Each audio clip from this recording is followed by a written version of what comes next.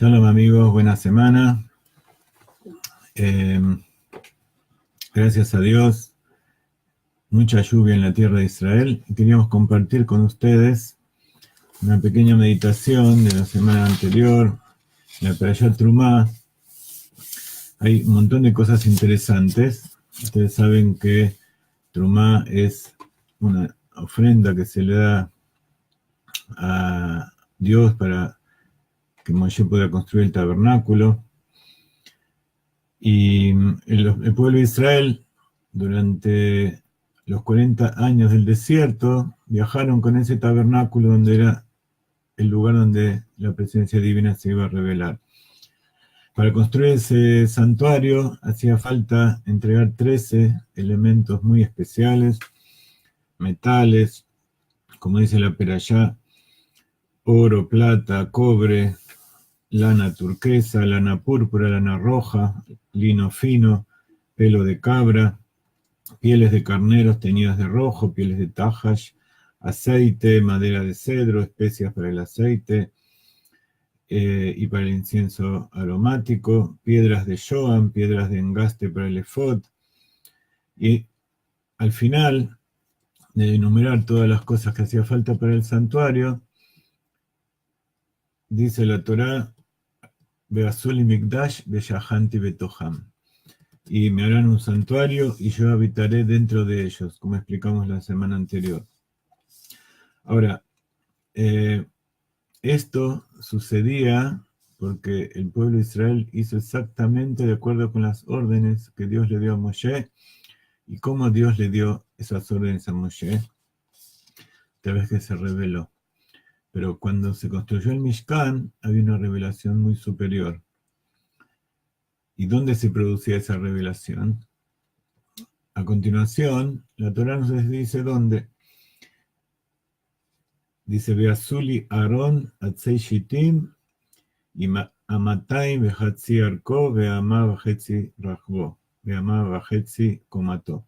Y me van a hacer un arca de maderas de acacia de 2 amot y medio, cada amá tiene cerca de 50 centímetros.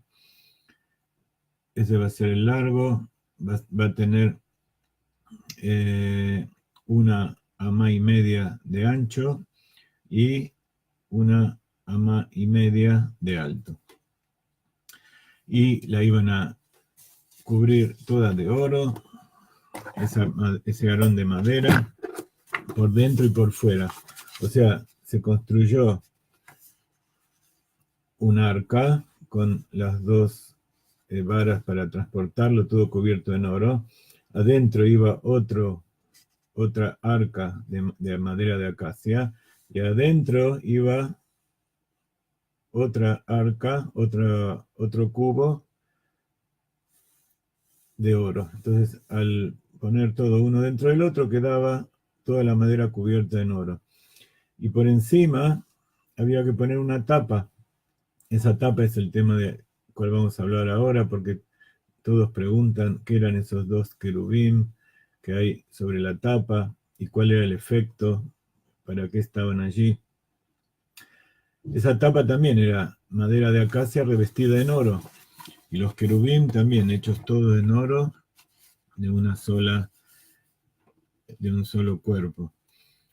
Entonces después sigue la Torá describiendo cómo tenía que ser hecho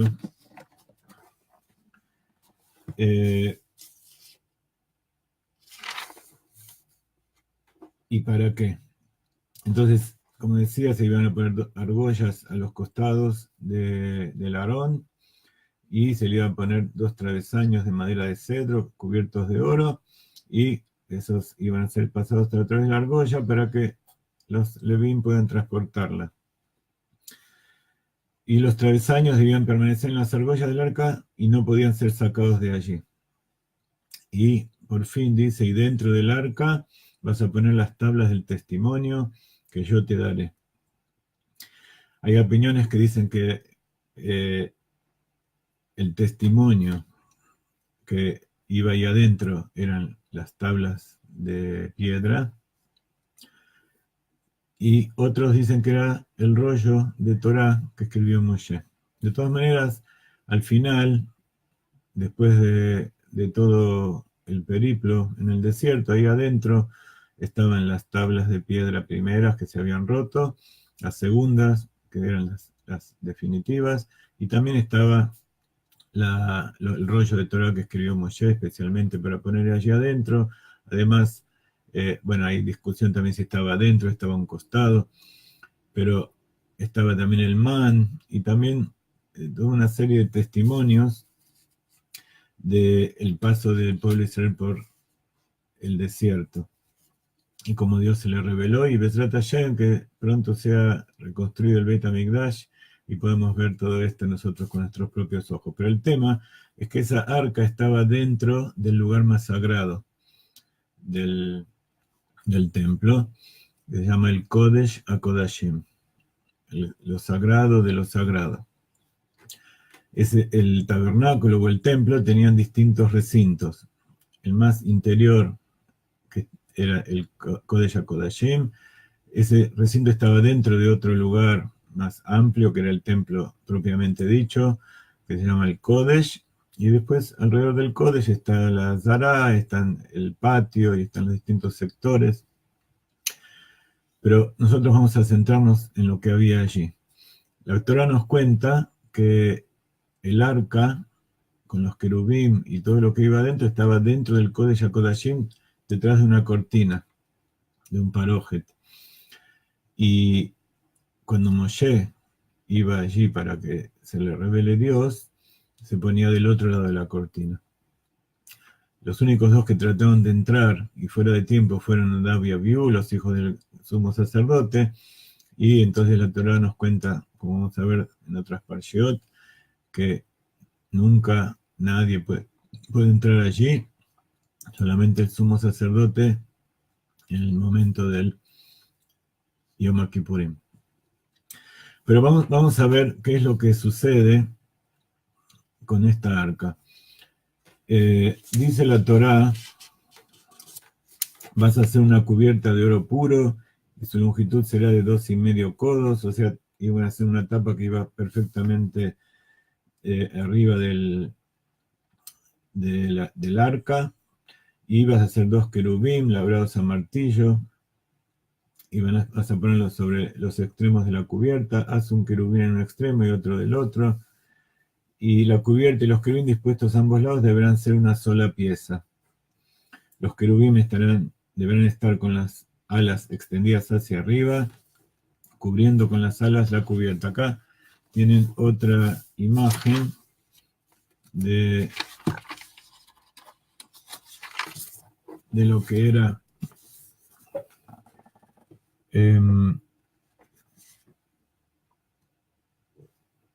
aquí está, con explicaciones. Esto es una imagen de Torah Temet, el Humash de la librería Sigal, que recomendamos mucho.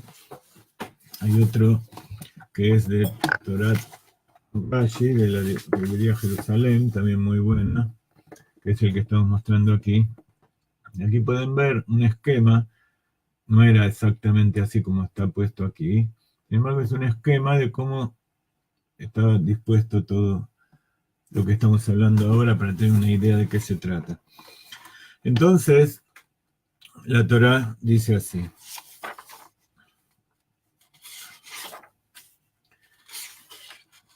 Después de dar todas las instrucciones para construir esta arca, dice, Venatata et akaporet al Aarón milemala, vel Aarón titenet aedut asher eten eleja. Venodati lecha sham, vedibarti itcha, מעל הכפורת ומבין שני הקרובים אשר על הארון העדות את כל אשר אצווה אותך אל בני ישראל. Dice,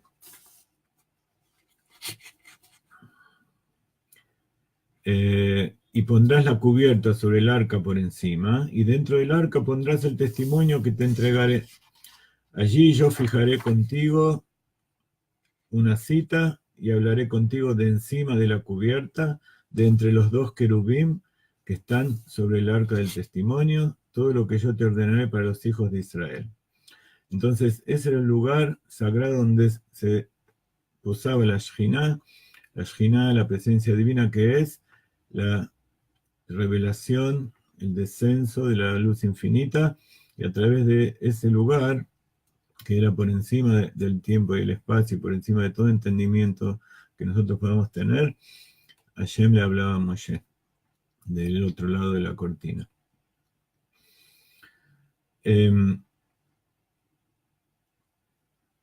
Esta es una meditación corta, simplemente queremos dedicarnos a este tema y explicar cómo a través de distintas versiones que hay entre los sabios sobre determinado aspecto, el Hasidut los une y muestra como Elu Beelu Divrei Elohim Haim, como las dos opiniones de los distintos sabios son ciertas y cómo pueden ser entendidas para nosotros hoy en día.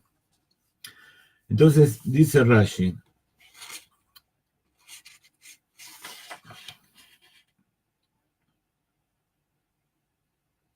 dice, y dentro del arca pondrás el testimonio, o sea, la Torah. No sé con certeza por qué razón esa frase fue repetida, pues ya ha sido enunciado, por dentro del arca pondrás el testimonio. Sin embargo, para explicar su repetición, aquí se puede decir que esta frase es para enseñar que cuando el arca esté sola, sin tener la cubierta encima, primero hay que poner dentro de ella el testimonio, y después hay que poner la cubierta sobre el arca. Y de igual modo hayamos escrito que cuando el tabernáculo fue erigido, primero se declara y puso el testimonio dentro del arca, y luego se declara y colocó la cubierta sobre el arca por encima. ¿Cuál es la importancia tan grande de explicar esto? Si se supone que si es un arca con una tapa, adentro hay que poner lo que hay que poner y encima taparlo. Entonces, tiene una suma importancia porque ese es el lugar donde Dios se quiere revelar. Y hay muchas formas de revelarse y muchas explicaciones. Entonces, Rashi da una importancia especial a la como que es la tapa de, junto con el recipiente de abajo, es todo lo que se llama el Aarón. Pero hubo una discrepancia en la interpretación entre el Rambam y el Ramban, Rabbi Moshe ben Nachmanides, y Rashi. Por supuesto, cuando hablamos de discrepancia entre los sabios, no estamos hablando de que se pelean o que uno dice yo tengo razón y vos estás equivocado, sino que cada uno da su interpretación y todos son verdad. ¿Cómo puede ser todos son verdad? Vamos a ver cómo Hasidut nos explica esto, cómo el Rebbe nos dice cómo entender el asunto. Entonces, Rashi le da una definición al Kaporet como que es un instrumento, un utensilio del Mishkan por sí mismo. Ustedes saben que en el santuario había dentro de la estructura distintos utensilios. Estaba la menorá, estaba el shulchan apanim, estaba el shulchan, la mesa donde se ponía la menorá, el arca, estaba dentro también de todo de ese templo el altar del incienso. Todo eso se llamaban utensilios y todos los utensilios que se utilizaban para hacer los servicios. Entonces, cuando se fabrican los utensilios, así como cuando se escribe una Torá o una mezuzá, o se ponen los nudos de los tefilim, o se fabrican todos los artículos sagrados que se utilizan para el servicio a Dios, como Dios nos ordenó en la Torá, algunas veces hay que decir una bendición, pero de todas maneras siempre hay que decir que eso que se está haciendo es Leshem Ihud Kuchaverihu Uchinte, en nombre de la unión de Akadosh Baruj Hu y su presencia divina, simbolizando y diciendo que eso es porque se está haciendo en nombre de Dios. Y, por ejemplo, cuando se hacen los tzitzit, se dice Leshem Kedushat Tzitzit o Leshem Kedushat Aarón, en nombre de la santidad. Cuando se escribe la Torah hay que estar constantemente con esa mentalidad, esa intención. Entonces es importante saber si esa tapa y la base y la caja eran un solo recipiente o eran dos. De todas maneras, los dos son verdad. Por eso Rashi explica este verso como que el Aarón se llamaba a la caja sin la tapa de arriba y que la tapa era otro utensilio por sí mismo.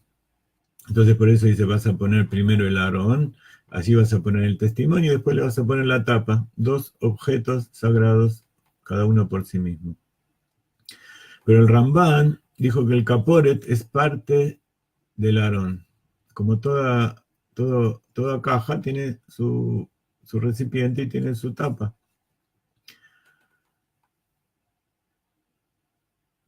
¿Por qué? Porque está dicho por Aarón y Kragam Beyot Akaporet Elab.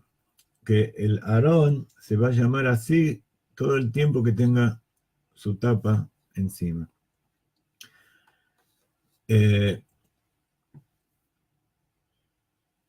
Y justamente la diferencia es esa que acabamos de explicar, que en el momento de la construcción tenía que tener la intención de decir, este es una intención de un utensilio, esta es la intención de otro utensilio.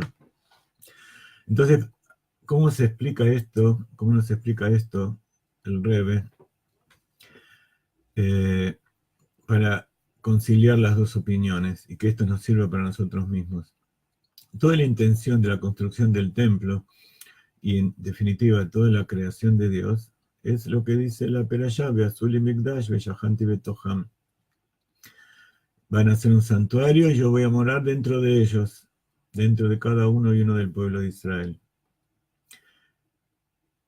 Literalmente, en el santuario va a morar la presencia divina.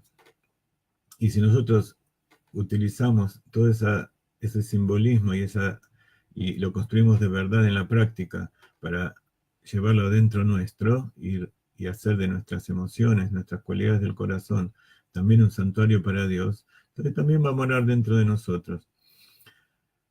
Ahora, esa presencia que va a morar allí era porque, como dijimos antes, Benodati leja sham bedivarti itcha meala kaporet umeben shnei kerubim. Eso era un instrumento, como decimos siempre, para recibir la bendición de Dios, para recibir la revelación hay que ser un recipiente.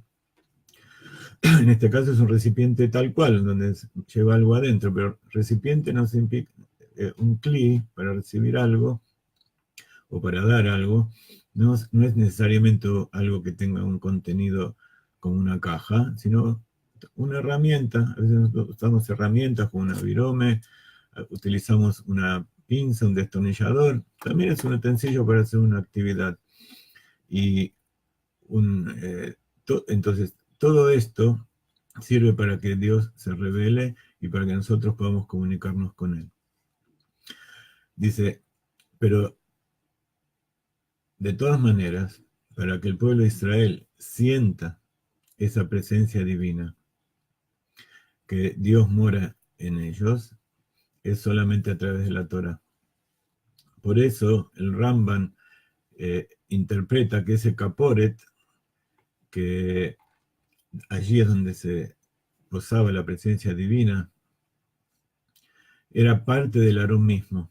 ¿Por qué? Porque el Aarón tenía dentro la Torah. Allí estaban las dos piedras de testimonio, como dijimos antes, o el libro de la Torah. Entonces, solamente a través de la Torah podemos sentir Ashrat Ashkina, podemos sentir cómo Dios mora en este mundo y dentro de nosotros. ¿Por qué? Porque si no queda como algo por afuera, queda en Keter, queda en el inconsciente, y nosotros sabemos que es así. Pero cuando no sabemos Torah, cuando no podemos entender bien qué es lo que quiere Dios, y además el hecho de estudiar Torah ya nos conecta con Dios y podemos saber bien cómo cumplir los preceptos y cómo traer a Dios a este mundo, cómo hacer una morada para Él. Entonces, siempre es bueno estudiar Torah y saber ese saber del Da'at, que la presencia divina está aquí, nosotros trabajamos para eso. Entonces, estudiar Torah, y la Torah es imprescindible para tener conciencia de la presencia de Dios en este mundo y lo que tenemos que hacer. Ahora explica el Rebbe que en realidad Akadosh Baruj Hu, él mora en el pueblo de Israel también si no estudian Torah. ¿Por qué? Porque está dicho que la conexión interior de Israel con Dios, con Akadosh Baruj Hu, está por encima de la Torah. Como está dicho, que Israel estuvo antes de la Torah. ¿Cómo sabemos que Israel estuvo antes de la Torah? Porque en la Torah está escrito que ahí va a estar el pueblo de Israel. Entonces, como todo libro, el que escribe el libro primero tiene su historia y tiene aquellos elementos que va a utilizar para su historia y después lo va a escribir. Entonces, primero estuvieron las almas de Israel, 2000 años después estuvo la Torá, o sea, escribió su voluntad para saber qué mundo quiere y qué tenemos que hacer, y 2000 años después lo creó, Bereshit bara Elohim. Entonces, la conexión que hay entre Dios y el pueblo de Israel es anterior a la creación del mundo y también por encima de la Torá. Pero ¿cuál es la diferencia?